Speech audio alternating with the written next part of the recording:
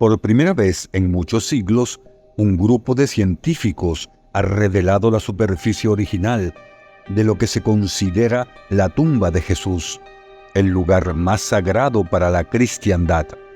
Durante un período de 60 horas, la tumba, ubicada en la iglesia del Santo Sepulcro, en la ciudad vieja de Jerusalén, fue abierta.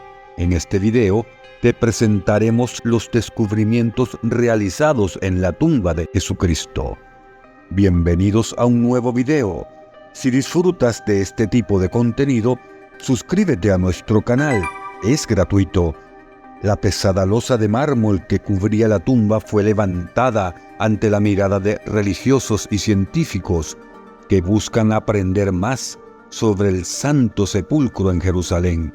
La iglesia del Santo Sepulcro ha mantenido la tumba cubierta con una losa de mármol desde al menos 1555 después de Cristo y muy probablemente durante varios siglos antes. Sin embargo, en esta ocasión, un equipo de arqueólogos e investigadores ha logrado levantar la losa que oculta el presunto lugar de descanso final de Jesús, donde se cree que su cuerpo reposó después de la crucifixión.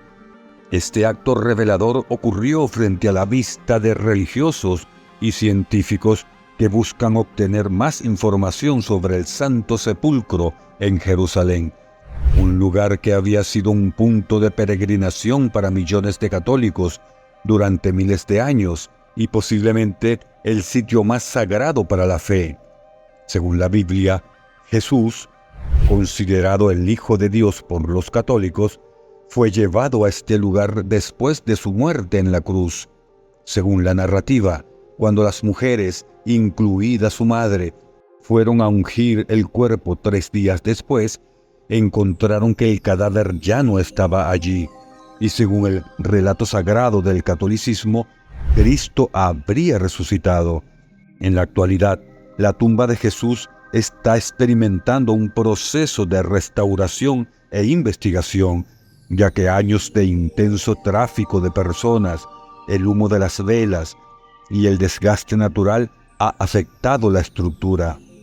La escritora de arqueología para la National Geographic, Christine Romey, compartió con CNN su objetivo de analizar cómo ha evolucionado a lo largo del tiempo este sitio. Es la primera vez en la historia moderna que se levanta la losa de esta tumba para poder examinar y estudiar el lugar donde, según la tradición cristiana, descansó el cuerpo de Jesús, señalado como tal muchos años después de su fallecimiento por testigos que transmitieron la información. Según Romey, esta investigación busca verificar si realmente es el sitio de descanso final. Para ella, es un asunto de fe, ya que existe un recuerdo comunal sobre el lugar de entierro de Jesucristo. La madre del emperador romano Constantino escuchó los testimonios y decidió excavar en el lugar, encontrando una tumba que el cristianismo reconoce ahora como un sitio sagrado. Romey explica que a la losa original se le añadió una placa de mármol alrededor de 1370 o 1400, aunque no hay certeza debido a que los peregrinos, ansiosos por llevarse un recuerdo del lugar sagrado, habían dañado la tapa original. En la actualidad, la tumba ha sido abierta y un equipo de restauradores de la Universidad Técnica Nacional de Atenas tuvo 60 horas para retirar la piedra y el relleno que se encontraba allí con el fin de llegar a la tumba. Romey destaca que han encontrado varias losas de mármol que deben ser retiradas durante el proceso de restauración e investigación en curso. Además, los guardianes buscan asegurar que la roca original se preserve adecuadamente. Por su parte, el grupo de científicos de la Universidad Técnica Nacional de Atenas, que previamente lideró proyectos de restauración en el Acrópolis ateniense y está bajo la dirección de la profesora Antonia Moropolo, la principal supervisora científica del proyecto, resalta la importancia histórica de este momento. La exposición de la tumba de Jesucristo representa una oportunidad sin precedente para los investigadores, ya que les brinda la posibilidad de estudiar la superficie original. Un análisis de la roca original permitirá comprender no solo la configuración inicial de la cámara sepulcral, sino también cómo evolucionó como punto central de veneración desde que fue identificada en 1326 por Helena, la madre del emperador romano Constantino. Las técnicas utilizadas para documentar este monumento posibilitarán que cualquier persona estudie los descubrimientos como si estuvieran presentes en la tumba de Cristo. Cuando comenzó la investigación del Santo Sepulcro, la iglesia cerró sus puertas temprano, horas antes del horario habitual, dejando a una multitud de turistas y peregrinos desconcertados frente a las puertas de madera. En el interior, alrededor de la entrada del edículo, se formó un enjambre de conservadores con cascos amarillos y religiosos coptos con capuchas bordadas, todos observando el pequeño santuario. Sobre ellos se elevaba la fachada del altar del siglo XIX. La tumba, en esencia, es una pequeña cámara generalmente iluminada por una tenue constelación de velas de cera, que ahora resplandece con deslumbrantes luces de construcción. Estas luces revelan detalles diminutos que suelen pasar desapercibidos. La iglesia del Santo Sepulcro, también conocida como la Iglesia de la Resurrección, actualmente está bajo la custodia de 6 denominaciones cristianas, 3 grupos principales: la Iglesia griega ortodoxa, la Iglesia católica romana y la Iglesia armenia ortodoxa. Tienen el control primario del sitio. Además, las comunidades copta, etíope ortodoxa y siríaca también mantienen su presencia, considerando algunas partes de la iglesia como áreas de veneración comunes para todos los grupos, incluida la tumba. Estas áreas están reguladas por un acuerdo de status quo que requiere el consentimiento de todas las iglesias custodias. Es relevante destacar que las disputas entre los custodios del Santo Sepulcro habían obstaculizado los trabajos de reparación del deteriorado monumento durante más de 50 años.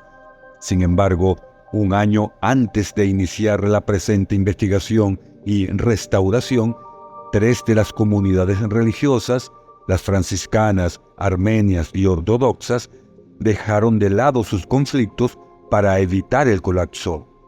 Este momento representa una colaboración histórica entre las comunidades cristianas más importantes y otras alrededor del mundo, con el objetivo de garantizar la preservación del sagrado lugar de la Anastasis, único para el cristianismo.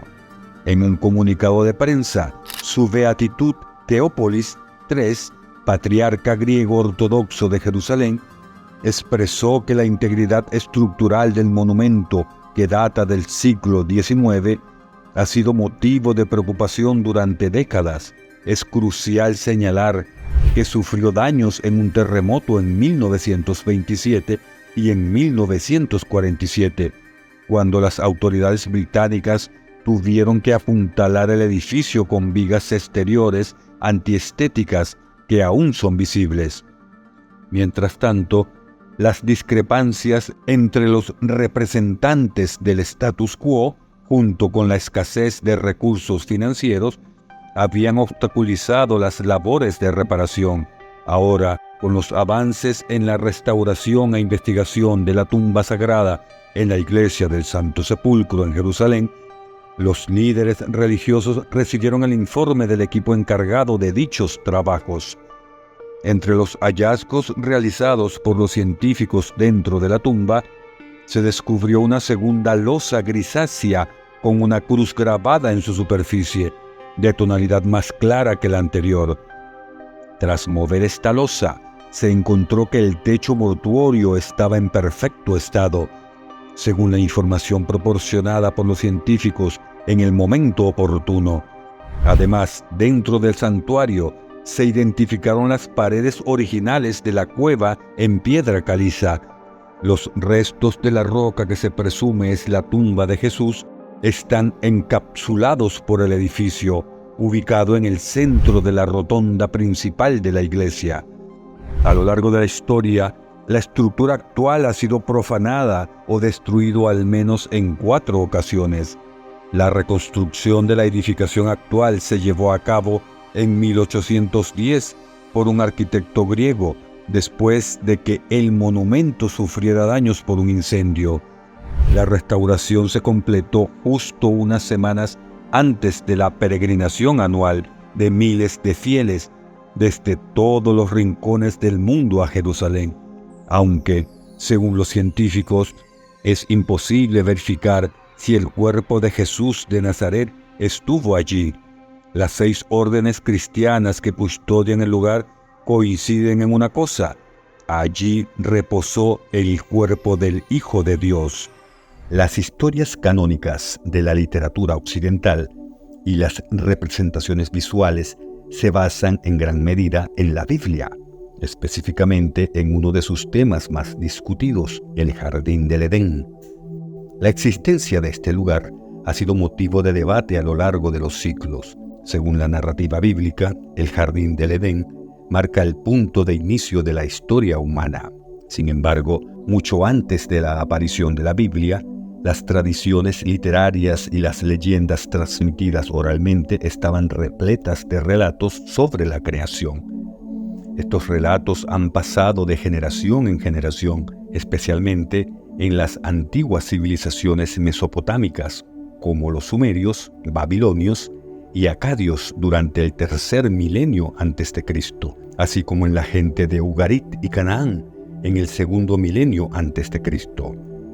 Todos estos mitos transmitidos relatan cómo todo tuvo su origen y destacan la manera en que la luz y la oscuridad, así como el bien y el mal, se entrelazaban como fuerzas opuestas que dan forma a la vida. La figura del Jardín del Edén se presenta como un espacio sagrado o un paraíso terrenal en diversas formas dentro de estas narrativas anteriores a la Biblia, lo que continúa suscitando una interrogante persistente: ¿dónde está o estuvo exactamente el Jardín del Edén? ¿O acaso su existencia es real?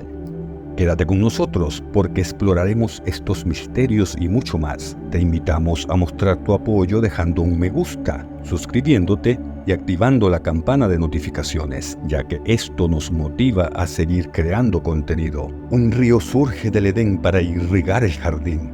Luego se divide en 4 corrientes. El primero, llamado Pisón, rodea la tierra de Avila, donde se encuentra oro, bedelio y ónice. El segundo río es el Gihón, que rodea la tierra de Cus. El tercero es el Tigris, fluyendo al este de Asiria. Y el cuarto es el Éufrates. El Señor colocó al hombre en el huerto del Edén para que lo cuide y lo cultive. Génesis 2, 10, 15. El Jardín del Edén representa el paraíso terrenal bíblico, lleno de abundancia en alimentos, agua y belleza.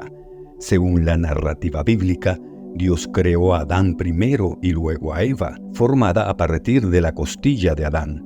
En este jardín, se cree que este jardín se encuentra al este del Edén. En el centro se encuentra el árbol de la vida y el árbol del conocimiento del bien y del mal, estando este último prohibido para Adán y Eva. Sin embargo, Satanás, en forma de serpiente, sedujo a Eva para que pruebe el fruto del árbol prohibido. «No morirás ciertamente», le dijo la serpiente a la mujer, «porque Dios sabe que cuando comáis de él, se os abrirán los ojos y seréis como Dios, conociendo el bien y el mal». Génesis 3, 3-5. Eva no puede resistirse, come el fruto y también se lo da a Adán. Después de caer en el pecado, Adán y Eva se dan cuenta de su desnudez y se cubren con hojas de higuera. Dios, al saber que han comido del árbol del conocimiento, los expulsa del jardín del Edén. Existen numerosas teorías acerca de la posible existencia del Edén y su ubicación exacta. Esta incógnita ha desafiado el paso del tiempo, requiriendo un exhaustivo análisis de la geografía y la cosmografía de los antiguos territorios orientales. Diversas teorías proponen distintos lugares como posibles ubicaciones del Jardín del Edén, incluyendo Irán, Turquía, Mongolia, Jerusalén, América del Sur e incluso el condado de Jackson en Missouri. Sin embargo, todas estas teorías presentan lagunas significativas que resultan difíciles de subsanar. A pesar de ello, hay numerosas referencias que podrían ser investigadas para establecer una base sólida en la formulación de argumentos. Algunas se basan en aspectos lingüísticos y otras en datos geográficos, todas respaldadas por trabajos académicos. Una de las pistas principales que se siguen son las descripciones bíblicas de los 4 ríos de Mesopotamia: el Éufrates, el Tigris, Pisón y Gihón. Los investigadores construyen sus teorías fundamentales en estos 4 ríos. Sin embargo, aunque los 2 primeros ríos son bien conocidos, la ubicación exacta de Pisón y Gihón sigue siendo motivo de debate. Jerusalén ha sido objeto de estudio por parte de académicos debido a su consideración como puerta hacia un lugar celestial y terrestre, principalmente por sus montañas cósmicas y el recurso de agua sagrada conocido como Gihón. Una de las asociaciones entre Jerusalén y el Jardín del Edén ha sido propuesta por Stagger. Sostiene que Yahvé ya identificó el huerto del Edén con el huerto de Dios en Jerusalén. En este relato mítico, la fuente primordial riega la tierra y produce un río que riega el jardín y luego se divide en los 4 ríos del paraíso, uno de los cuales es el Gihón. Además, Stagger destaca la identificación del Jardín del Edén con la casa de Yahvé en Jerusalén. Para citar el Salmo 36, 9-10, ellos se deleitan con la rica comida de tu casa. Yahvé, les das de beber de abundantes arroyos, porque contigo está la fuente de la vida. En tu luz ves la luz. Los misterios del Edén se han representado de diversas maneras con los elementos clásicos que lo caracterizan, pero ¿cómo se manifiestan estos componentes según la Biblia? Querubines. A pesar de la imagen tradicional en Occidente de querubines como bebés o angelitos rechonchos, estas representaciones son interpretaciones tardías de conceptos bíblicos más antiguos. En las antiguas tradiciones del Cercano Oriente, los querubines eran seres compuestos similares a esfinges que acompañaban a los dioses. Su función principal era custodiar los límites sagrados, a menudo esculpidos en puertas y muros de templos. En el relato bíblico, estos querubines resguardaban las puertas del Edén y fueron quienes prohibieron el retorno de Adán y Eva al paraíso después de ser expulsados. Jardín. Según los estudiosos, el Génesis fue escrito aproximadamente en la mitad segura del primer milenio después de Cristo. Los autores podrían haberse inspirado en los antiguos jardines asirios, creados por reyes para demostrar su dominio sobre la naturaleza. El libro de Ezequiel narra la historia de un rey que anhelaba ser semejante a Dios y fue desterrado del jardín del Edén. Existe la posibilidad de que el Edén fuera un jardín real, creado por un rey para honrar a su deidad. Montaña sagrada. Aunque el Génesis no menciona explícitamente una montaña sagrada, el libro de Ezequiel describe a un rey caminando por una montaña sagrada de Dios en el Edén. Esta visión comparte un lenguaje religioso similar al utilizado para describir los templos, mostrando una conexión entre la descripción del cielo y la simbología de los lugares de culto. Está adornado con piedras preciosas y está repleto de gemas ardientes donde caminan los monarcas. Según la tradición judía, la montaña sagrada de Dios se ubica en Jerusalén, siendo el monte Sión. Esto podría indicar la posible ubicación real del Edén. Adán, tal como se describe en el Génesis, es considerado el primer ser humano. Sin embargo, el libro de Ezequiel relata la historia de un rey que logró acceder al jardín del Edén debido a su estatus. al proclamarse semejante a Dios, fue finalmente expulsado.